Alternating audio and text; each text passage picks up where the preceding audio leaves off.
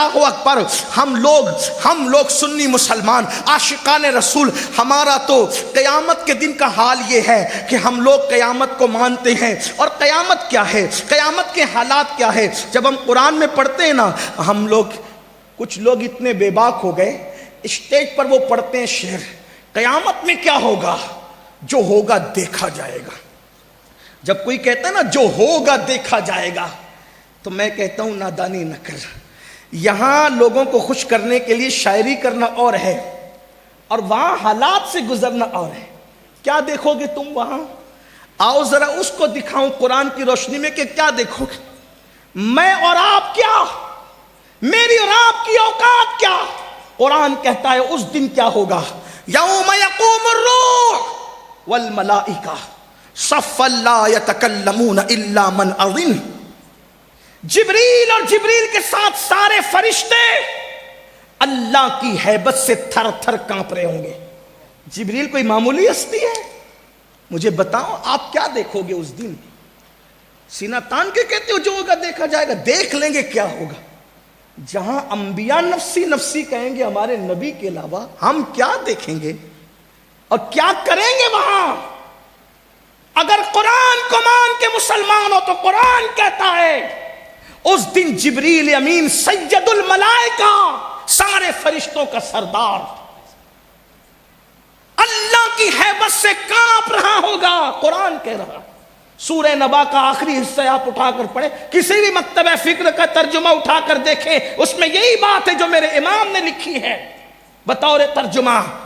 جبریل اور سارے فرشتے اللہ کی ہیبت سے کانپ رہے ہوں گے۔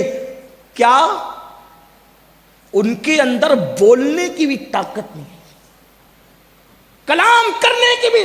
بے نمازیوں کی بات نہیں کر رہا ہوں، زانیوں کی بات نہیں کر رہا ہوں، شرابیوں کی بات نہیں کر رہا ہوں، اس جبریل کی بات جو فرشتوں کا سردار۔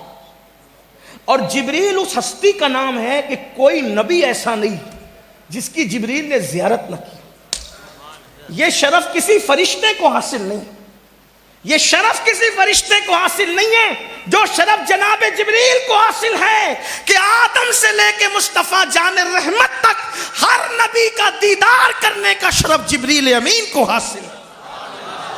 اور میرے نبی کے پاس تو جبریل بار بار آتے رہے، بلکہ تمنا کرتے تھے کہ کوئی کام آ جائے، اور اللہ فرمائے جبریل جاؤ محبوب کو یہ کام عرض کر دو۔ اسی کو استاد زمن کہتے ہیں، بے لقائے یار ان کو چین آ جاتا اگر بار بار آتے نہ یوں جبریل سدرا چھوڑ کر، بار بار آتے نہ یوں جبریل سدرا چھوڑ کر۔ وہ جبریل امین، وہ جبریل امین، قرآن کہتا ہے یوم یقوم الروح والملائکہ صفا لا یتکلمون الا من اذن۔ اللہ اکبر، جبریل اور سارے فرشتے صف بصف اللہ کی ہیبت سے کانپ رہے ہوں گے۔ حالانکہ اللہ کی ہیبت سے کانپنا یہ عیب نہیں ہے، بلکہ یہ اچھوں کی نشانی ہے، یہ شرافت کی نشانی ہے، یہ مومنوں کی علامت ہے۔ سب کانپ رہے ہوں گے۔ اللہ اللہ، اس وقت میرا اور آپ کا حال کیا ہوگا، ہمارے حالات کیا ہوں گے؟ ساری چیزیں ہونے کے بعد ہمیں ایک بات نظر آتی ہے، کیا؟ دھیان سے سننا، ایک بات کیا بات نظر آتی ہے کہ محشر کا نقشہ یہ ہے، توجہ کرنا۔ آپ کہیں گے شادی کے موقع پہ یہ کیا محشر چھیڑ دیا؟ میں کہتا ہوں کہ ہماری ہر محفل ذکر آخرت سے خالی نہیں ہونا چاہیے، اس لیے کہ جو آخرت بھول گیا پھر وہ نقصان ہی میں ہے۔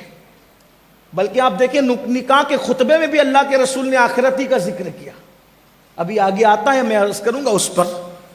ایک مرتبہ فاروق اعظم امیر المومنین، غیظ المنافقین، امام المجاہدین، امام المشاہدین فی رب العالمین، سیدنا عمر ابن خطاب جانشین رسول، پوری امت میں صدیق اکبر کے بعد اگر سب سے افضل ترین کوئی ہستی ہے تو سیدنا فاروق اعظم کی ہستی۔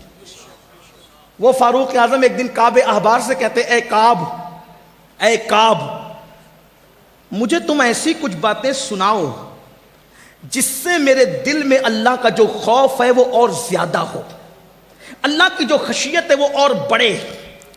تو حضرت کعب احبار اگرچہ وہ صحابی نہیں تھے، تابعی تھے. اکثر لوگوں کا یہی قول ہے کہ وہ تابعی تھے، کیونکہ حضور علیہ السلام کے بعد پردہ فرمانے کے بعد انہوں نے اسلام قبول کیا تھا، اور ان کے اسلام قبول کرنے کا واقعہ بھی بڑا خوبصورت ہے، لیکن وہ اس وقت نہیں عرض کرتا، پھر کبھی انشاءاللہ بات کر سکیں گے. لیکن جلدی جلدی اپنے عنوان سے قریب آنا چاہتا ہوں، عنوان سے دور ہو رہا ہوں. اللہ اکبر. کعب احبار سے کہا، کعب ذرا مجھے ایسی بات سنا کہ میرے دل میں اللہ کا خوف اور بڑھے. اور ہم اللہ کے خوف کی باتیں سننا نہیں چاہتے. ہم کیا سننا چاہتے ہیں؟ کیا سننا چاہتے ہیں؟ ایک بار سبحان اللہ کہو تمہیں جنت ملے گی. ہم یہ سننا چاہتے ہیں. ہم یہ سننا چاہتے ہیں ایک بار سبحان اللہ کہو تمہیں جنت ملے گی. فضیلت سے مجھے کوئی انکار نہیں ہے، لیکن سنیو، جس کے نام اعمال میں نماز نہیں ہے اس کو سبحان اللہ کہنے پہ جنت ملنا کیسے ہے؟ جنت اتنی سستی تو نہیں ہے نا میرے بھائی کہ تو نماز میں غیر حاضر رہے، جمعہ کی 2 رکعت پڑھ کے بھاگ جا، جمعہ کی دعا میں بھی تو شریک نہ رہے. تیرا حال یہ ہے کہ تو 5,000 کا بوٹ تو خرید کے پہنتا ہے، لیکن تو 5 روپے کی ٹوپی اپنے سر پہ رکھنے میں شرماتا ہے. جس قوم کا یہ حال ہو، اس قوم کو ایک بار سبحان اللہ کہنے پہ جنت ملنا کیسے ہے؟ جس قوم کا حال یہ ہو کہ وہ زنا کے اڈوں کو آباد کرے، جس قوم کا حال یہ ہو کہ وہ قوم کے جوان نشے میں ڈوب جائیں، پھر وہ جلسے کے ایک بار سبحان اللہ کہنے پہ جنت ملے. میں اس کا انکار بھی نہیں کر رہا ہوں. اگر میرا اللہ چاہے تو کسی کو کچھ کہے بغیر بھی جنت دے دے، یہ اس کی شان ہے.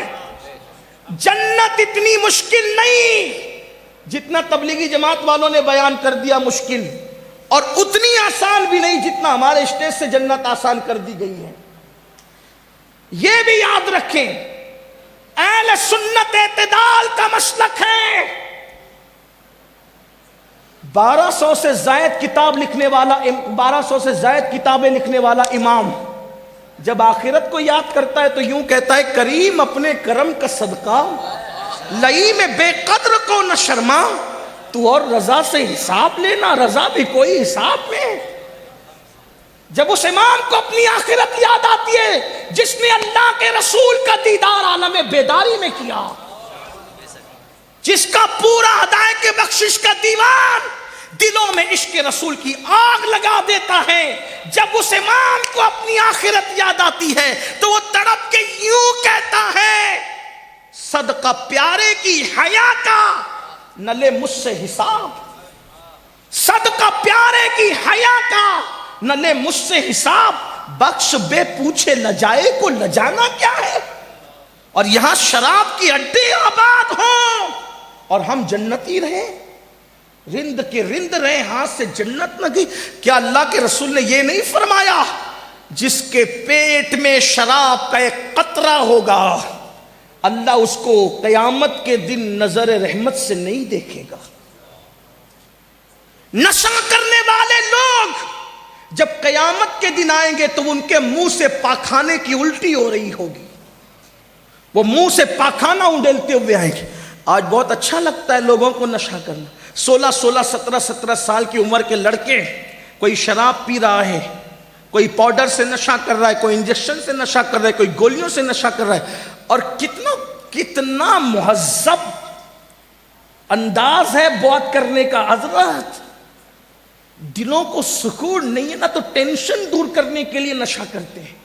میں نے کہا کس نے کہہ دیا کہ نشہ سے ٹینشن دور ہوتا ہے؟ کس نے کہا؟ نشہ کبھی ٹینشن دور نہیں کر سکتا.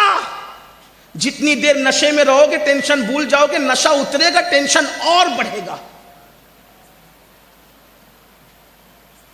اور آج جان بوجھ کر کچھ لوگ میری قوم کو نشے میں گرفتار کر رہے ہیں، کیونکہ ان کو پتا ہے کہ مسلم جوانوں کے پاس ٹیلنٹ اتنا ہے کہ جس دن یہ پڑھ لیں گے کوئی ان سے آگے نہیں بڑھ سکتا. ان کے پاس تجارت کا ٹیلنٹ اتنا ہے، جس دن یہ تجارت کر لیں گے کوئی آگے نہیں بڑھ سکتا. ان کے پاس سیاست کرنے کا ہنر اتنا ہے، جس دن یہ میدان سیاست میں اتریں گے اس دن کوئی ان کے آگے نہیں بڑھ سکتا. اس لیے تمہیں نشے میں، شراب میں، گانوں میں، لہو و لعب میں، فلموں میں، موبائل گیمز میں جو ہے وہ بالکل ڈبایا جا رہا ہے. اتنا یاد رکھنا. آپ انٹرنیٹ بہت استعمال کرتے ہو، میرے کہنے پہ ذرا ایک چیز اور دیکھ لینا. انٹرنیٹ پر، انٹرنیٹ پہ جا کے سرچ کرنا کہ سب سے زیادہ گندی فلم دیکھنے والی قوم کون ہے. جب انٹرنیٹ کے ادارے نے سروے کیا نا تو سب سے زیادہ گندی فلم اس ملک میں دیکھی جاتی ہے جو ماضی قریب میں اسلام کے نام پر بنا ہے، جو پورا ملک کلمہ لا الہ الا اللہ کے نام پہ بنا. میں نام نہیں لوں گا، وہ گفتگو دور تک پہنچتے لوگ برا مانتے ہیں، میں دل دکھانے نہیں بیٹھا کسی کا، لیکن عبرت کی بات آپ کو بتاؤں، جہاں مسلمانوں کی آبادی زیادہ ہے وہاں بلو فلمیں زیادہ دیکھی جاتی. جس مذہب نے عورت کے سوکھتے ہوئے کپڑوں کو دیکھنے سے منع کر دیا کہ یہ خلاف تقوی ہے، جس مذہب نے کہا کہ عورت اگر کسی جگہ پہ بیٹھ جائے، توجہ کرنا ہمارے مذہب میں تقوی کیا ہے، عورت اگر کسی جگہ پر بیٹھ جائے اور اس کے بیٹھنے سے وہ جگہ گرم ہو جائے تو اس کی گرم جگہ پر نہ بیٹھنا، اس سے بھی پاپ دل میں پیدا ہوگا، زنا کا خیال دل میں پیدا ہوگا. جو عورت کی بیٹھی ہوئی گرم جگہ پر بیٹھنے سے جو مذہب احتیاط کے طور پہ، تقوی کے طور پہ منع کرتا ہو، اگر اس قوم کا جوان زنا کے اڈے پہ جا رہا ہے تو اس قوم کو تباہی سے کون روک سکتا ہے؟ اس قوم کا اگر جوان شراب اور نشے کی طرف جا رہا ہے، اس قوم کو تباہی سے کون روک سکتا ہے؟ خدا کے لیے تباہی سے بچنا ہو، گناہوں سے نکلو. جہاں گناہ وہاں فنا، جہاں زنا وہاں فنا. گناہوں نے ہمیشہ تباہ کیا ہے، گناہوں نے ہمیشہ برباد کیا ہے. خدا کے بندو، اللہ کی بارگاہ میں توبہ کرو، پلٹو. چلیے